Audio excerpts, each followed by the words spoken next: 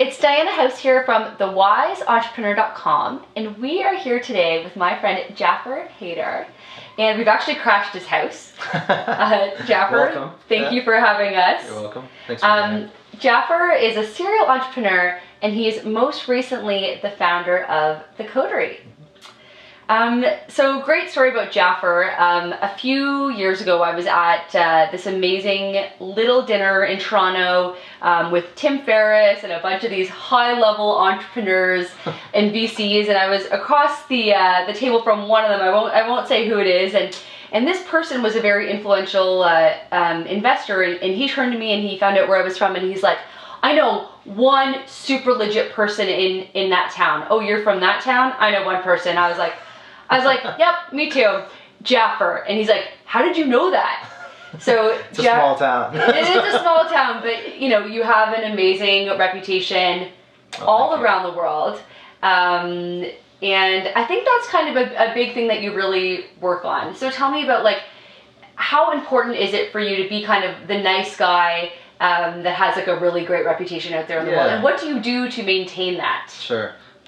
So as far as being the nice guy, I don't know, I guess that's subjective, but but I think it's very important to have a good network. And so even, you know, I really subscribe to the fact that even before you might need somebody, or, you know, you might need something, then it's more important first to have a good network and give back and be helpful to others. And in a professional setting, it makes a lot of sense because that eventually comes back around. So if I help somebody, you know, if I grab a coffee with somebody, give them advice about their product, or you know, somebody's giving of their time to me, I'm more apt to then go give my time to them. And so what I find is that this serendipitous, you know, connection of networks happens, and then success happens out of that. And so, you know, it's nice that whoever that was said that about me, but you know we won't embarrass him. But but the idea is, you know, I'd known him for 3 years, and we'd had coffees a lot and exchanged ideas, and basically just kept in touch. And I think the more entrepreneurs do that, you know, the more they network, the more they add value to others, the more it's going to come back on them.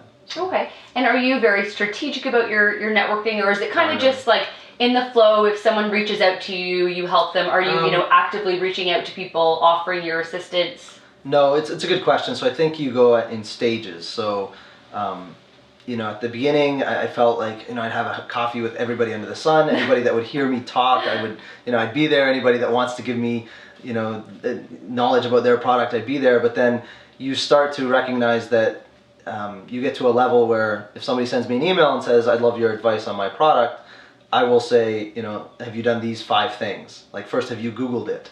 Who's the competitor, right? I'd say, you know, send me a synopsis, and then they come back with, yeah, you know, let's grab a coffee and I'll tell you about it. And I'm like, well, wait, because, you know, time is the most valuable thing we have. And so I think you have to be diligent with who you spend your time with, giving them value and having context to give them value. But then on the other side, if you're asking to have a coffee with somebody else, then you should be prepared to not take too much of their time. So it's not strategic, but it's more value-based. Like, if I'm giving you good advice, it's because you've already done some work. And if I'm asking of your time, it's because I've already done my work. Right, so you want to help people. Unfortunately, you can't help everyone in the world. Yeah, you gotta so be I'm prepared. sure, you know, everyone would like to have kind of 15 minutes. Exactly. But, you know, the more, you want to help people who have a higher chance of being successful and have done the work. Right, and they've shown that they've been diligent and they've taken it to a certain point, right? So they're really, it's not just, you know, I have this idea. It's more, you know, I had this idea, this is what I've done with it, this is where we're at today, and these are the challenges we're having.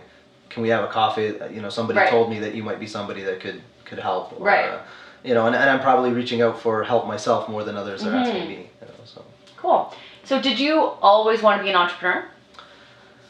I always, I think, grew up, and there's a statistic that says that, you know, if you are the son of son or daughter of an entrepreneur, whether it's your mother or your father, you're more likely to become one. Yeah, right, your father as well. So, so I never had in my mind, you know, I want to be an entrepreneur. The word never, you know, as a kid, I don't know what entrepreneur is, but it's, you know, I always were one of your parents entrepreneurs? Yeah, my father was. Oh, okay. So my father ran his own business for basically, you know, most of his life. And but you didn't know what an entrepreneur was. I agree. I knew the term starting your own business. Right, but you didn't know that there was this like box that you could check going like, I want to be an entrepreneur one day. Yeah, and I don't think it happens that way. I think it's either I believe people are built to want to make their own way, or they're not, or they get to a point where that becomes a reality that, you know, I have to make my own way, and now I like it and it makes sense, and I can't go back to, you know, working in somebody else's cubicle.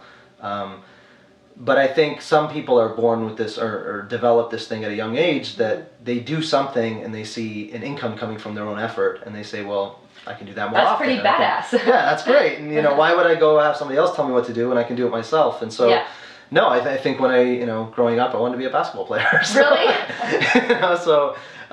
You wanted to go pro. Yeah, you know, that was the big thing. And then, but I grew up in my household knowing that my father, you know, God rest his soul, always was the guy that had to go open the door and close the door, and, you know, he was making the paycheck for himself. It wasn't something like, he'd never come home complaining about his boss, because he never had a boss, right? So I never grew up in a household where that was a reality. It was more he's making a living, and so I think that is a huge influence, and so I definitely see where that statistic comes from. I see. So I also read that, you know, when you were in university, you were really struggling, and with this tension. Did you read that? No, not struggling with university, but you were struggling with this tension of like, should I focus on computers, or should I focus on business? Was that a tension for you of trying to choose one of those? It's more a byproduct of not doing so well in computer science. Okay, so you were struggling. So and kind of having this more focus on the business side, and more on the kind of the, you know, I want to start something, and so I don't necessarily need to be the guy that develops or codes it, but I have more this vision of what I want to do, these ideas, and I want to see those succeed. And so I think that at the time, business, you know, going to business school was something that would get me there and get me into where I wanted to be. But ultimately, I graduated with a comp sci degree. Right. So how did you negotiate those kind of the two tensions? So on the one hand, you know, I'm in computer science, my marks weren't that great. And that really tells you that they're not that great, so you can't get into business school, and so finish your degree. Oh, I see. So it was kind of told for you. Yeah. At the same time, I was very fortunate to get after my second year to basically be on the short list of joining a consulting company when I graduated. And so when I made the decision, whether it was made for me or not, was I could spend, you know, one more year, finish my computer science degree, or now go and do my business degree and end up with the same company. Potentially. And so it just made sense to finish my, you know, my next year out and go get the same job I'd get coming out of business school. Right. So you didn't start off as an entrepreneur. Did you went and kind of took the traditional route to begin? Yes, and it's right. I mean, these days kind of an anomaly in the tech world where you see, you know, sub 25-year-old entrepreneurs, and that's the first thing they do. Some drop out, some graduate and do it. I actually started when I was 30. So, you know, I graduated from university. I spent 8 years with Accenture, which is this massive, you know, technology, or I guess consulting firm across the board. And then at 30 years old, I left, and, you know, that's hard as well.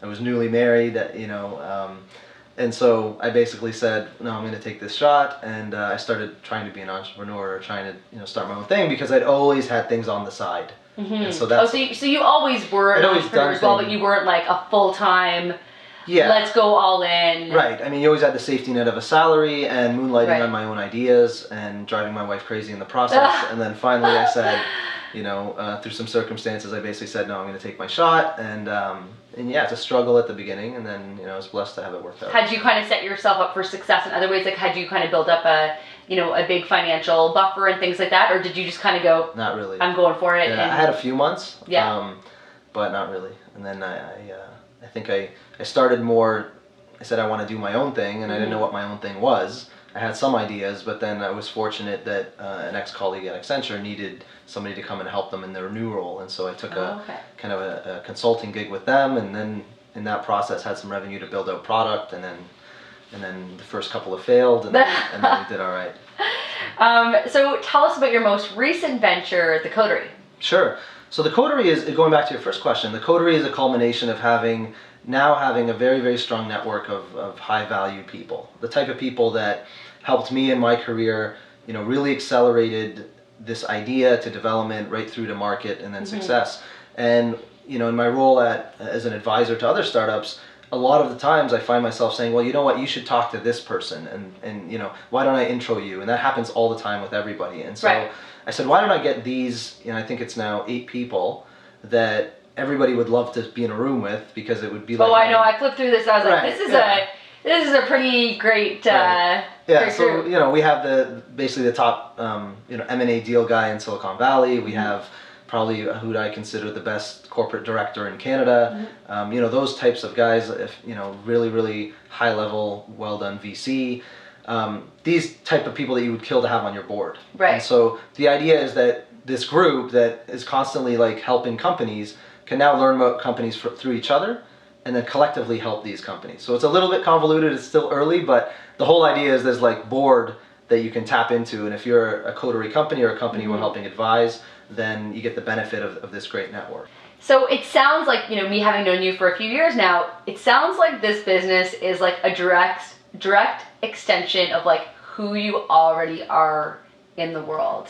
Have you reflected on that? Like, I think there's definitely such a need for Jaafer out there, and I know like how many times I've called you going like, hey Jaafer, you know, here's this angel deal that's kind of gone on my table. Right. You know, what do you think about this? Or like, here's this business idea. It seems like it's so you. So I'll start out by saying that I'm only as helpful as the people that are helping me. When you know, if you ask me a question, then more often than not, I probably have somebody that I'm asking, because it's a chain of phone calls, right? Right, and they've been there, they've done that. You know, when I mean, like, for example, if you were to ask me something like that, then I already know 2 people that I'm going to reach out to with your permission, and that's kind of how the coterie comes together. Is that you know, you ask me a question and I say, you know, looks all right, but would you mind if I shared it with X person? And so I brought those X people into this entity called the coterie. So really just as a loose right now amalgamation of really high level people that can help. The model around it would be that as we build more of an operational team, so there's myself, there's another Mike Wagman who runs another company. Awesome guy. Right, so we'd get more involved if the company wanted us involved. Right. And in that situation, you know, some companies, there's a company I'm working with now that there's a small equity, there's an equity piece and there's a small pay piece, but there's for a defined period. They basically say, we want to go from here to here. Right. And I say, okay, I'll help you get there, and we negotiate that. On the other side, it might be the typical, you know, the coterie gets 0.5% or something like that, and you get the benefit of all of these advisors instead of getting one advisor. Right, and it's obviously a case-by-case kind of basis. And it's very, you know, what I'm looking for is somebody, like we said before, that's taking it to a certain level, or is a domain expert in the industry that they're trying to disrupt, right? It's not, hey, I have this idea and I want to build a new chair. Well, okay, well, are you a chair expert? What's wrong with existing chairs? And we'll go through all of that. And really, I think it's maybe 1 or 2 companies we'd work with a year. It's not going to be, it's not this Uber consulting thing. And it sounds like, and correct me if I'm wrong, that you're looking for those coders who maybe like have all the skills and have all the smarts, but maybe are lacking that other side which you bring, which is like the business and the connections. And I feel like out and about, I was at a founders dinner in San Diego last month, and I met a few like brilliant coders who are like, here's my idea, like I know how to code it, but it's like all those other pieces that are missing. So are those the kind of people that you're looking to connect with? Yeah, sure, but I think the first thing is that person really knows the industry they're disrupting, or knows what they are, you know, what they're tackling. So if you know, there's a company called ClassPass that is that's just absolutely killing it. And what they do is, you know, basically it's in the fitness world, and it allows you to go to, you know, buy a subscription and go to any gym. Oh, right, I heard about this. And they're doing phenomenally well. And the woman that started it, I believe, owned a gym and, you know, and went to gyms. She knew the issues, right? She knew the industry. Right? And so I think that's what I look for first, because when you have that, when you know somebody knows what the target is, then you can help them figure out how to hit a bullseye, you know. Because they really know the pain points. Yeah, but if they don't know, been in the trenches. Right, and so that's the first thing. And then the second thing would be, okay, do you have a team around this? Who's building it out?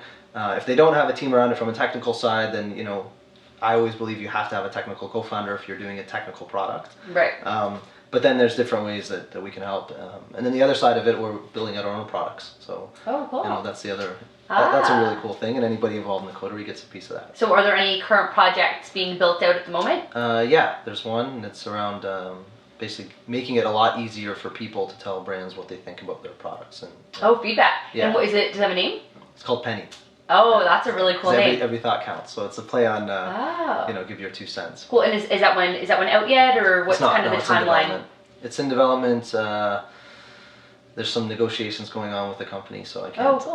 Okay, well, we won't I don't know go, where it's gonna we end won't go up, into that but, one yet then. Yeah, but just for the product timeline, I'd say probably about 6 months I feel out. like you're always creating. Every time I talk to you, you're working on another build. And maybe let's kind of go into your past a little bit. Sure. So some of the stuff that probably got you to where you are today is that you've successfully built and sold, is it 2 companies? So myself and my co-founder, Yeah. who's now in Chicago, met this brother and sister team out of Chicago that had this idea. So this is kind of what led me to the coterie. Right. So, brother and sister team out of Chicago had the idea for digital scrapbooking. Their family owned the second largest scrapbook distribution company in the US. They knew the market cold, and they identified this need, and they needed somebody to help build it and help kind of grow, make this a business. And so we got involved, and we got a piece of the company, and ultimately it was sold. It was called Scrap HD, and it was sold to Michael's, the arts and crafts store. Right. So that's the same example of these people know the industry. They found a hole. It really made a lot of sense, and now they built out the product. Then myself and Ab, my co-founder, and Jason, another co-founder, brought on a team, and we built out Carbon, which was this HTML5 app platform, and it was geared a lot towards cable and telecom companies that needed to kind of move their services forward.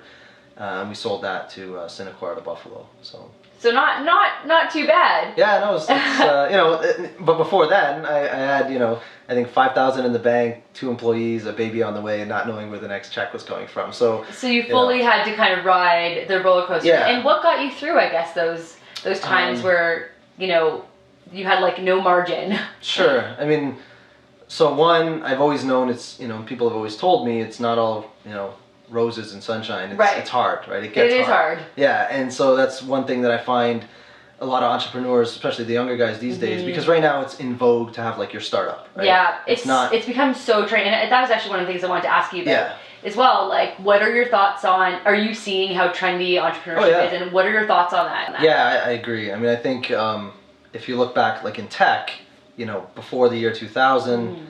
A lot of people wanted to start their own company, well, at least in the Valley and in California, kind of that was the trend. And then, everything went to hell, the dot-com bubble, and then nobody was doing it. But what happened at that time is the people that really had a passion for it, the guys that were creating Facebook and YouTube and others, that's when their ideas started. And then they only flourished, years later. And so I think what happens is the people that really have a passion to building something of value do it when it's not trendy, when it's not the cool thing. Right. But unfortunately now we're in a time where, everybody thinks, well, I'm just going to go start my own company. And it looks so easy, right? Yeah, and the problem is that it's, the cool factor, the trendy factor. And then, I've seen it all the way where somebody does something and then they get into an incubator or something, and then they're 3 months in the incubator and they feel like they made it. They got into this incubator. And then reality hits them in the face. There's no more money. Right. They're fighting with their co-founder, and their idea really sucked from the beginning and nobody told them. And so at some point, that cool factor goes away, and whether people recognize that this is a hard thing to do at the beginning, or it's so do you think it's a cycle? Like, do you think 3 years from now people are going to be like, oh wow, okay, entrepreneurship is a lot harder than kind of the buzz is right now? And I think what happens is the economy goes up and down, and as the economy hopefully it doesn't happen, but if it goes down, or if tech is not in vogue anymore, you're going to see a lot of the riffraff kind of die off. And there's a book out right now, The Hard Thing About Doing Hard Things, by Ben Horowitz. And it's like, if you're doing something of value, it's probably hard. So hard. If you're doing something that is very, very easy, and that that's the whole thing about, well, should I tell people my idea because they might steal it? Right. And this. I mean, if it's that easy to steal, then it's probably not that good an idea. Right, because as soon as it's out, someone's just going to do it. Yeah. So I think it is. It's very, very trendy. It's kind of annoying. It is annoying. But so what should people ask themselves? If they're like, I think I want to go down that path, like, how do you think they should, look at themselves to discern, Sure. is this for me? Like, can I do this? Right. Do I have a chance of being successful? Yeah, I think it's good. I mean, don't get me wrong. I think it's healthy for people to want to start their own business. Yeah. Because I believe that, I have an eat what you kill mentality. Yeah. So I believe it's healthy. Because you're an entrepreneur.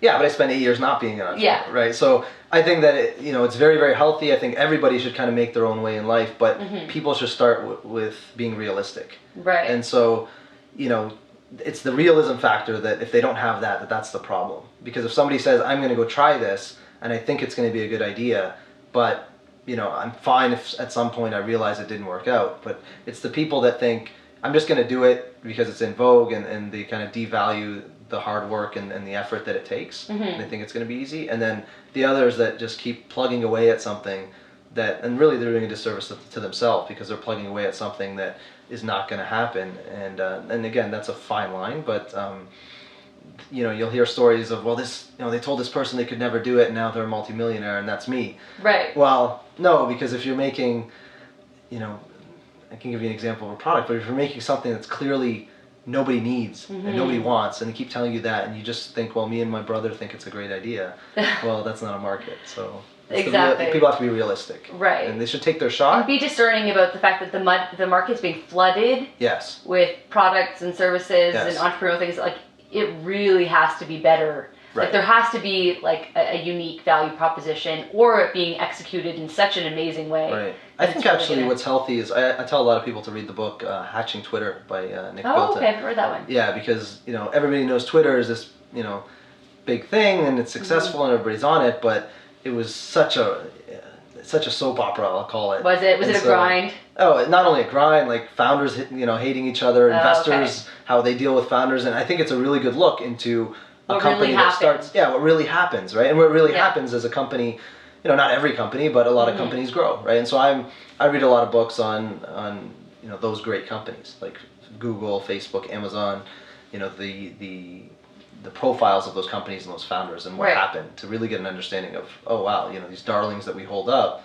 this is what happened. It wasn't just this overnight thing. Right, and when you hit some of those bumps, you could be like, okay, for reference, that's kind of normal. Yes. But even before, right? You can read Hatching Twitter and be like, yeah, do I want to go through this? If you're ready to go through that, then go do your thing. Right, and have you ever been like, okay, no, I don't want to go through that? So I've surrounded myself with people the coterie type people, then that's the reason, is like, they'll help you get through that faster or go around some of those speed bumps. Right. And so, but yeah, I mean, there's sometimes you think about, well, do I want to really go and hire a whole team and get some funding? And especially if you've been through it once, the grind that it takes. You're not under any illusions. And I think it's great that, young people are starting their own thing. Again, I love it. And I exist to kind of help them, understand the realities of that it's not easy. So. Right, and those young people watching, they want to know about the exit experience. Did you feel like it really changed your life? I feel like every time I interview someone who's had an exit, if not two, it's very actually rare for people to sell companies. Yeah, but like very few companies ever sell. So what was that experience for you in 1 and 2? Like, was it everything that it was made out to be? And were you even trying to exit when you started? Right. Or was it just kind of something that happened along the way? So what I find is on the last point, you usually start with partnership discussions, and then you're a small company partnering with a larger company because you have some value to them. And then sometime, along the process, they basically say, well, maybe we should just buy you guys. And it's always something subtle, like, oh, maybe we should just buy you guys. And then, that kind of little nugget gets thrown in there. Right. And you're like, maybe. And then, and then behind the scenes it gets real for them, and then they come back to you and they say, yeah, we think we want to buy you. And so it's, I'm glad you brought up the point that most companies don't get an exit or don't get liquidity, which means either, there's 2 ways you make money in your business, 3 ways. 1, you make great revenue and you just keep making that revenue and it funds the business, and that's great. Which people seem to think is the boring one. No, so that's the best one. No, I know, but don't you feel like, again, in the media, that's like the one that people talk about the least. Right. So that's the great one. Yeah. Right? If you can build a business that's making money and everybody's happy, that's great. The next one is, another company buys your company, which is great, and if that doesn't happen, then you have to go an IPO, and that's extremely rare. Yeah, I think it was at 200 something last year. Yeah, so, but the fact is that, a lot of younger entrepreneurs think, well, I'll grow this and I'll sell it. Right. Well, the sell is, and that's the hard. goal. Yeah, and that's the goal, which is not, you should be building something of value, and it's valuable. Somebody, eventually will maybe come and want to buy it off you, and then it's up to you to decide. For us, with Michael's, it was the, let's start with a partnership discussion, and then it became an acquisition. Oh, that's an interesting approach. I like that. And then so because it was just, in their wheelhouse, it was value for them. And then from a personal perspective, it allowed us, I think, myself and Ab, to pay off a lot of, we were funding everything on our own ventures through credit cards. And so it allowed us to pay off the debt and kind of, start with a clean slate. And then with Carbon, that was the one that allowed me to get stable kind of in my life. So it felt more like an exit. Yeah, that one for us personally, because Yeah. we had a small piece of Scrap HD, but Yeah. Carbon was ours, and so for that one, it kind of set us up to be able to breathe and think about what we want to do next. And to create the next thing. Yeah, and do the next thing. And so, I haven't hit the home run. I think you can actually build. I think it's healthy to build a career hitting a lot of base hits. Yeah. Swing, but you're probably going to hit a lot of base hits and triples and doubles, and then rare will you hit the home run. It takes a bit of luck sometimes. Yeah. Let's go into kind of, I'm really interested in the daily habits and routines of entrepreneurs. Do you have kind of any habits that you kind of swear by that help you kind of in your flow of traveling and creating and so on? So one thing that I've always said is you have to stick to something that you like and you're passionate about, outside of work. Because if you give up those things, then your whole life just becomes consumed with work.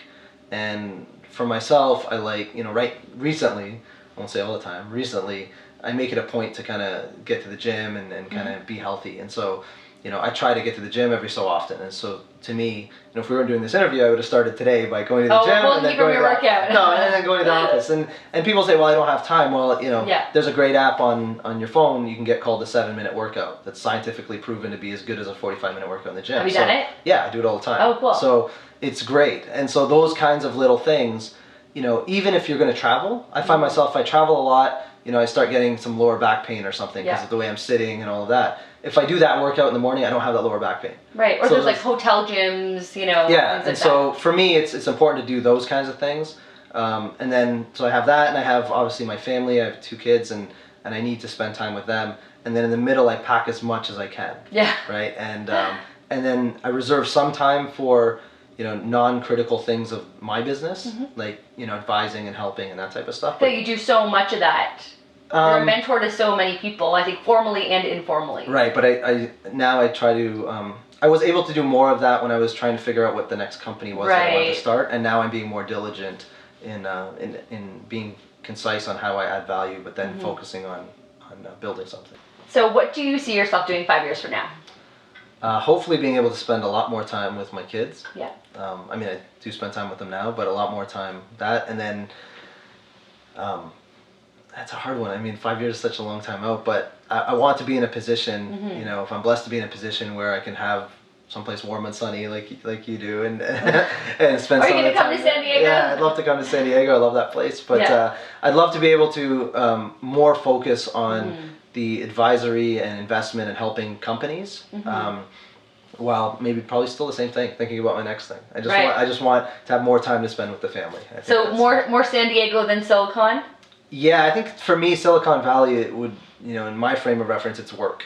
Right. And San Diego is relaxation, it's lifestyle, and it's nice, right? So if I ever tell you, I'm going to Silicon Valley, you know that it's because there's a work reason. Yeah. And if I ever tell you I'm going to San Diego, you can tell me. You probably had another exit. You can say congrats. Great, exactly. So I think that's the differentiator for me. Awesome. But probably more the same, but. I love, and that's the answer I'm always curious to see if I'll get from entrepreneurs, which is the more of the same. Yeah.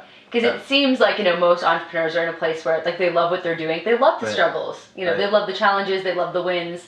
And it's more like, can I just be doing this on a bigger level tomorrow and the next day and the next day? I think what happens is it's the hunt, right? For most people that really love doing this thing, and I was speaking with a friend of mine, this if you can call it the business of being your own boss or starting your own thing, it's feast and famine. Right? Or just famine the whole time, and then you should have somebody else give you get a paycheck. But the thing is that you go along this continuum of I'm working hard. Okay, I get a nice hit, and that kind of sets me up for what I'm going to do next, and you have some time to figure it out. But then you need to figure it out, because if you wait too long, you're not a lottery ticket. Yeah, and then the thing is, you're not a lottery ticket, right? Yeah. Just because you made it once doesn't mean you're going to make it again.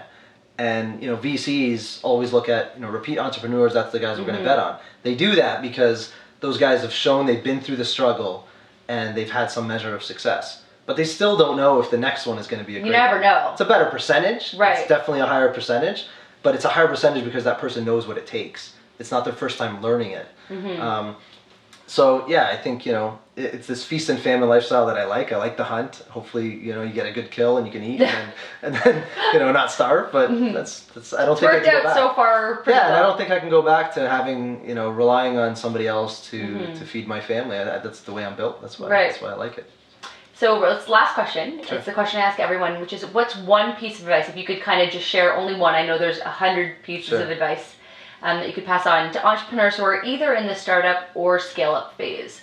What would that one piece of wisdom be? Sure. So I just wrote an article on LinkedIn and it's taken off. It's got like crazy number of views. Okay. And the title of the article is How Nice Guys and Girls Finish First. And so the piece of advice I would give is that always create something valuable and be valuable. And so do something that has some value. And if it has some value, somebody's willing to pay for it and you'll make some money. But also do it because you love it. Like you have a passion for it. Don't do it because you think it's a good idea, but you don't really care about it yourself. So if you don't do something that you would use, that you would find valuable, and you really find valuable, nobody else is going to find valuable, and you're not going to build something of value.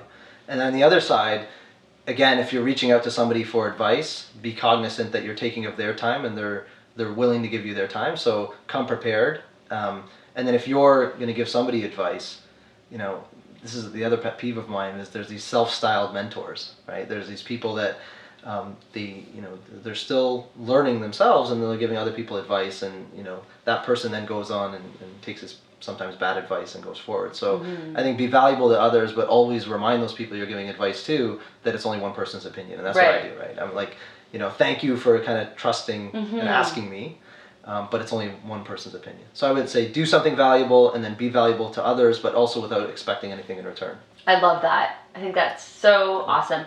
Well, thank you so much, Jaafer. If people want, you know, more of you, where could they kind of connect and find you online?